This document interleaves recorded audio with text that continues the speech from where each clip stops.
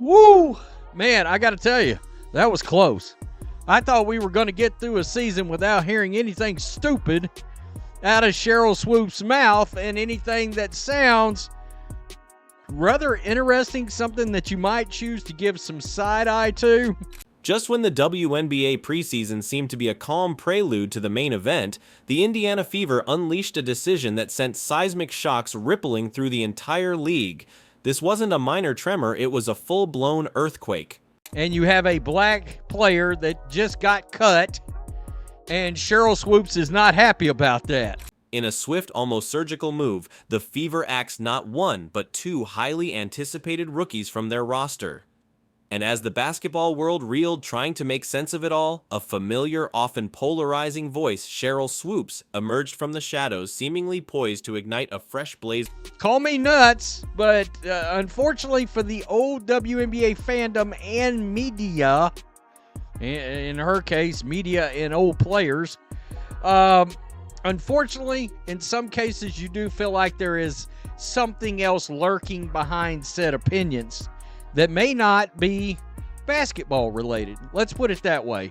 Swoopes, a legend in her own right, didn't just step back into the spotlight, she aimed it squarely at the Indiana Fever's entire operation. What started as a standard roster adjustment was rapidly morphing into a league-wide drama, thick with unspoken tensions, pointed accusations, and the kind of high-stakes storylines that captivate audiences. And today it was announced that Yvonne Ejim has been waived by the Fever as well. Sophie Cunningham talked about that yesterday, saying you can latch on to another team, another place. Just because you didn't make a roster doesn't mean you're out of the W forever. The first axe fell with startling speed. Bree Hall, the dynamic guard still radiant from a two-time national championship victory with South Carolina, a player brimming with raw potential, was suddenly cut. Gone.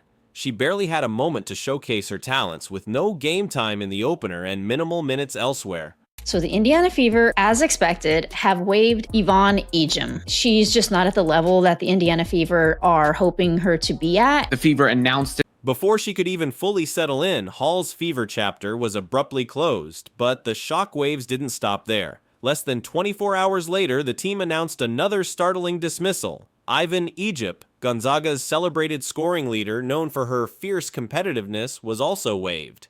Man, it's hard, right? We all reached out. I think that they brought really good people in, great people into training camp this year. But just because you didn't make this squad, this is probably one of the harder rosters to make in the W this year.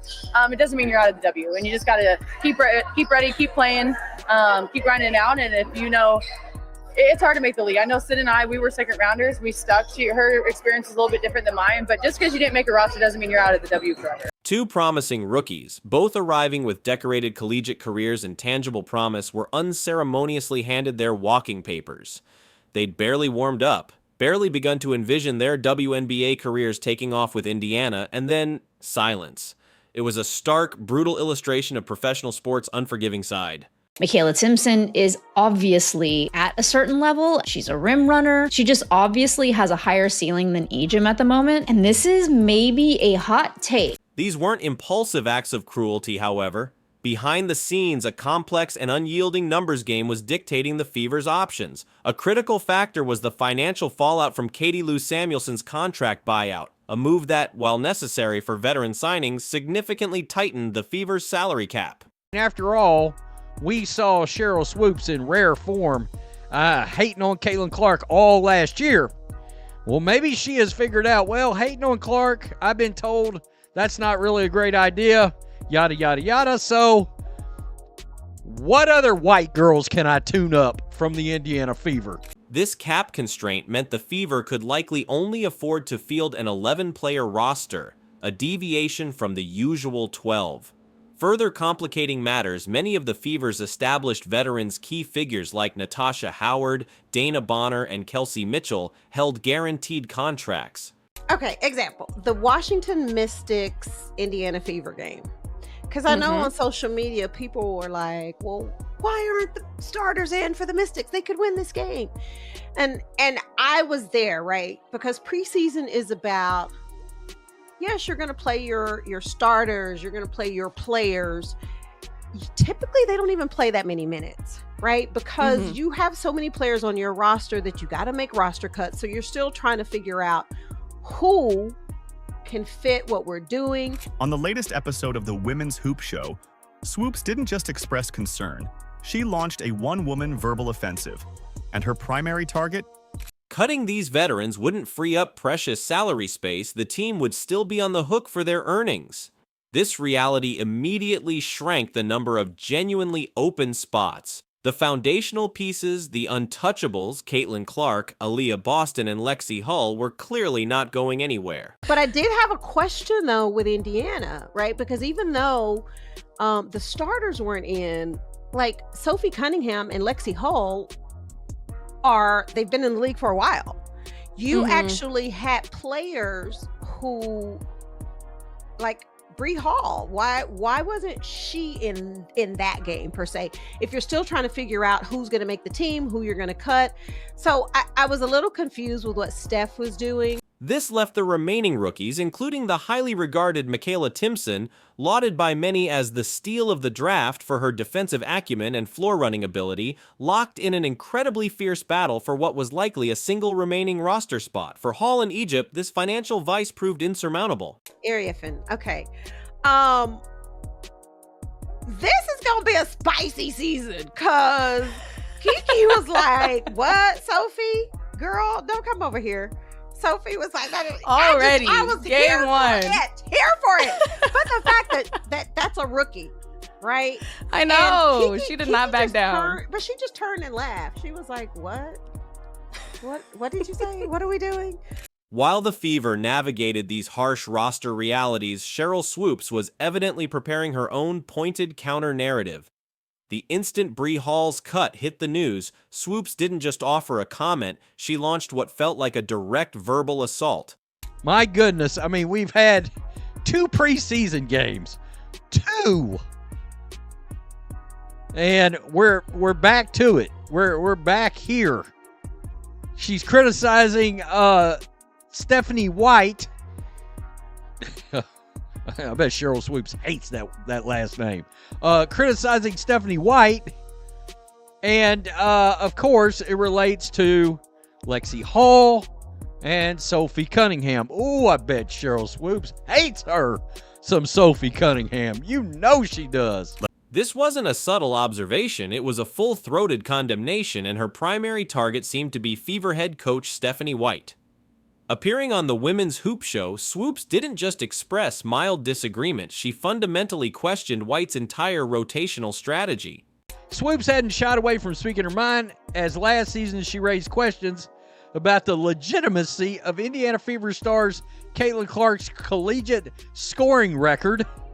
During the recent episode, Swoopes questioned Fever head coach Stephanie White's decision to give veterans like Lexi Hull and Sophie Cunningham minutes over Bree Hall and then cut her without giving her a fair opportunity to prove herself. Swoopes essentially accused White of mismanaging, perhaps even sabotaging the player evaluation process.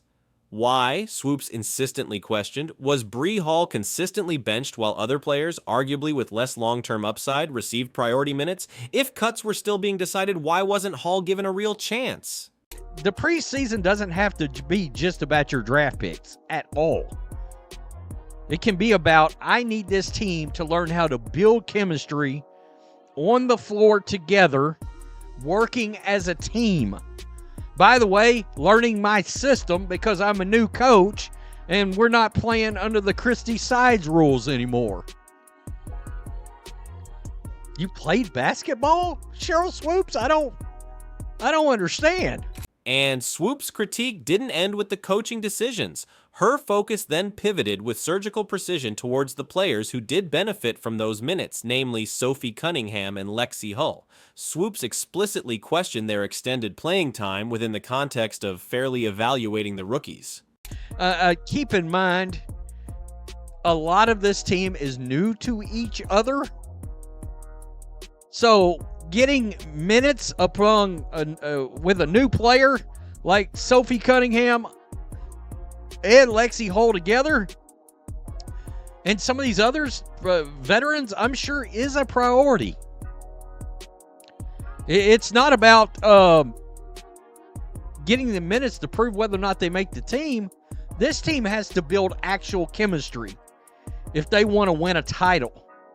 That's what this is about. The subtext of her commentary was loud and clear. In her view, this wasn't merely about basketball IQ or strategic choices.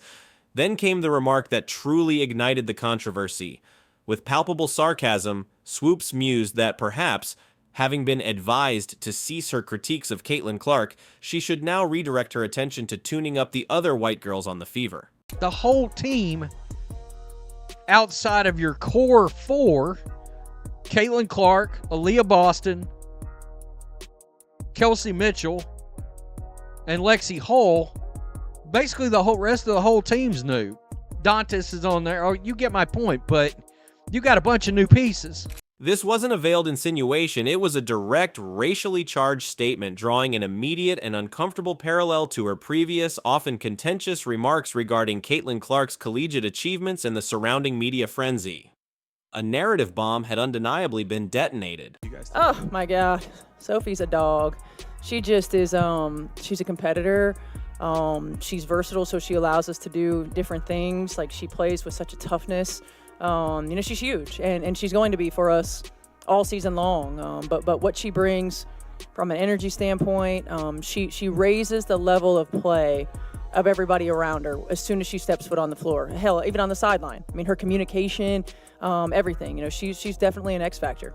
Yet, while Sheryl Swoopes was busily constructing a narrative of internal favoritism and deeply flawed decision-making, the Indiana Fever's actual strategy might have been anchored in something far more pragmatic and vital for a team in their unique high-pressure situation: the urgent need to build chemistry and leverage existing experience.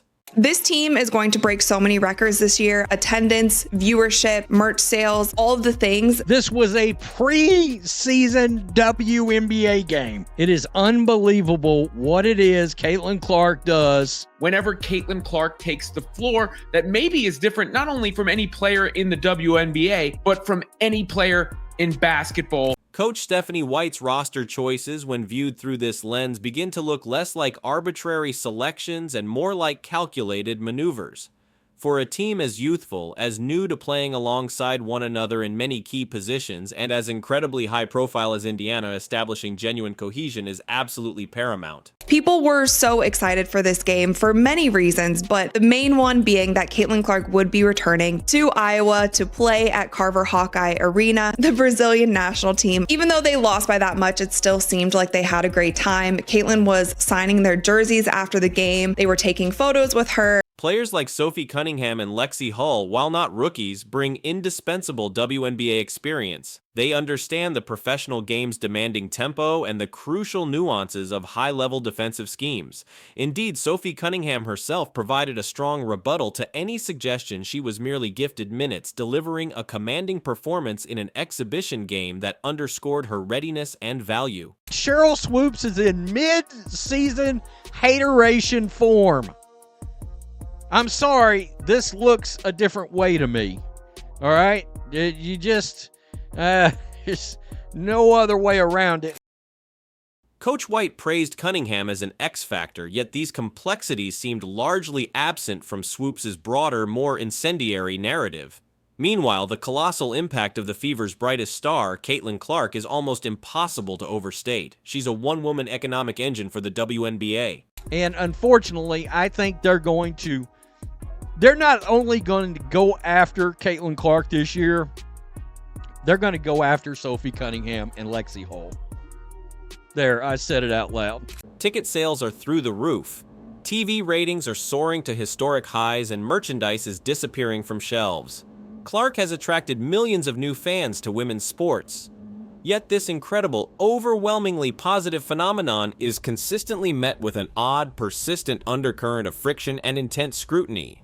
Much of this scrutiny, fairly or unfairly, is amplified by voices like Sheryl Swoopes. While Caitlin Clark herself isn't in the strategy meetings making roster decisions or navigating the intricacies of the salary cap, those burdens rest squarely with Coach White and the Fever's front office. Her monumental presence means that every single move the organization makes is inevitably, and often disproportionately, linked to her name.